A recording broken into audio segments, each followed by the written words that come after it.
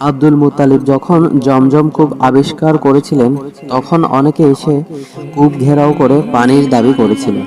তার সাথে তার একমাত্র সন্তান ছিল বলে সে মান্যত করেছিল, সে যদি জীবিত থাকতেই তার 10 পুত্র সন্তান দেখিয়ে যেতে পারে, তাহলে সে তার সন্তানদের মধ্যে থেকে একজনকে কুরবানি দেবে।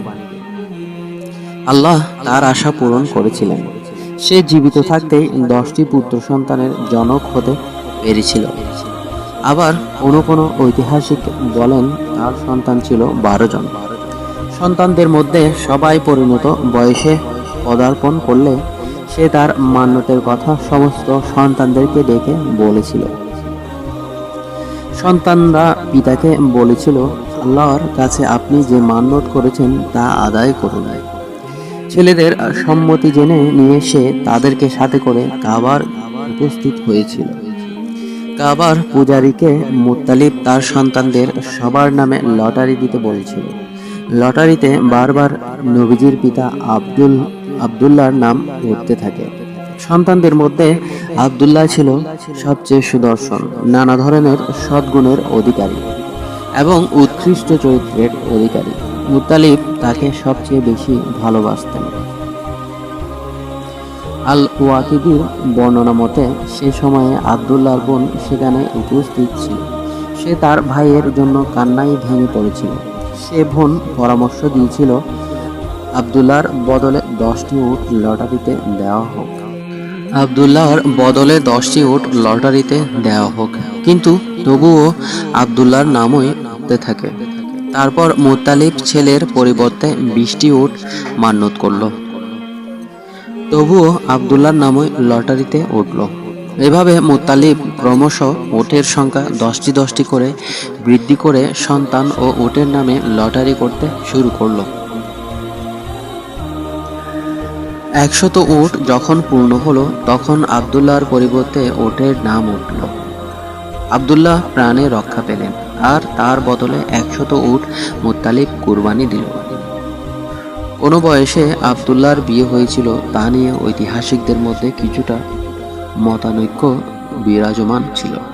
কেউ বলেছেন তার বিয়ে হয়েছিল 17 বছর বয়সে, কেউ বলেছেন 20 বছর বয়সে, আবার কেউ বলেছেন 25 বছর বয়সে।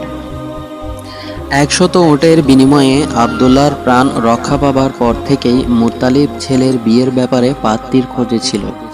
কিন্তু আব্দুল্লাহর মতো ছেলের জন্য পাত্রী জোগাড় করা খুব একটা সহজ ব্যাপার ছিল না। অনেক অনুসন্ধানের পরে কুরাইশ বংশের ওয়াহাবের কন্যা আমেনাকে তার পুত্রবধূ হিসাবে পছন্দ করেন। সে সময়ে গোটা মক্কায় রূপ ও গুণের যে কোনো মানদণ্ডে আমেনা ছিল অদ্বিতীয়। উৎসবের মধ্য দিয়ে আব্দুল্লাহ এবং আমেনার বিয়ে অনুষ্ঠিত হয়। সে সময়ে আরবের প্রথা ছিল বিয়ের পরে বর শ্বশুর বাড়িতে 3 দিন অবস্থান করবে। প্রথা অনুসারে আব্দুল্লাহ তার শ্বশুর বাড়িতে 3 দিন অবস্থান করেছিলেন। বিয়ের কিছুদিন পরে আব্দুল্লাহ ব্যবসা উপলক্ষে ফিলিস্তিনি গাজা শহরে গিয়েছিলেন। কাজ শেষে তিনি ফিরে আসার পথে মদিনায় এসে হঠাৎ অসুস্থ হয়ে পড়েন। তিনি তার সাথীদেরকে বললেন, তোমরা মক্কা চলে যাও, আমি আমার দাদির আত্মীয় স্বজনদের কাছেই থাকব। মদিনার আদি ইবনে নাজ্জারের পরিবার ছিল তার দাদির পরিবার। আব্দুল্লাহ সাথীরা মক্কায় এসে পিতা আব্দুল মুত্তালিবের কাছে সন্তানের অসুস্থতার সংবাদ জানিয়েছিল। আব্দুল মুত্তালিব দেরি না করে তার বড় ছেলে হারিসকে তৎক্ষণাৎ মদিনায় পথে রওনা করিয়ে দিল। কিন্তু হারিস মদিনা পৌঁছার পূর্বেই আব্দুল্লাহ ইন্তেকাল করেছিলেন। তাকে মদিনায় দারুন নাবেকাতুল জুন্দিতে সমাহিত করা হয়। এটাই ছিল মহান আল্লাহর ফয়সালা। তিনি নবীজিকে প্রেরণ করবেন গোটা পৃথিবীর সমস্ত মানুষের জন্য আদর্শের মূর্ত প্রতীক হিসাবে। কোনো ইয়াতিম যেন বলতে না পারে, আমি ইয়াতিম।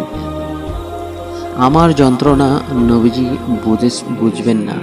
এই কারণে মহান আল্লাহ রব্বুল আলামিন তাকে এমনই ইয়াতিম করলেন যে মায়ের গর্ভ থাকতেই পিতাকে হারালেন, শৈশবকালে মমতাময়ী মাকে হারালেন, তারপর স্নেহদাতা দাদাকে হারালেন। একে একে পরম আপনজন যারাই ছিল তারা সবাই মৃত্যু যবনিকায় আড়ালে চলে গেল। একেবারে অসহায় ইয়াতিম হয়ে পড়েছিলেন হযরত মুহাম্মদ সাল্লাল্লাহু আলাইহি ওয়াসাল্লাম।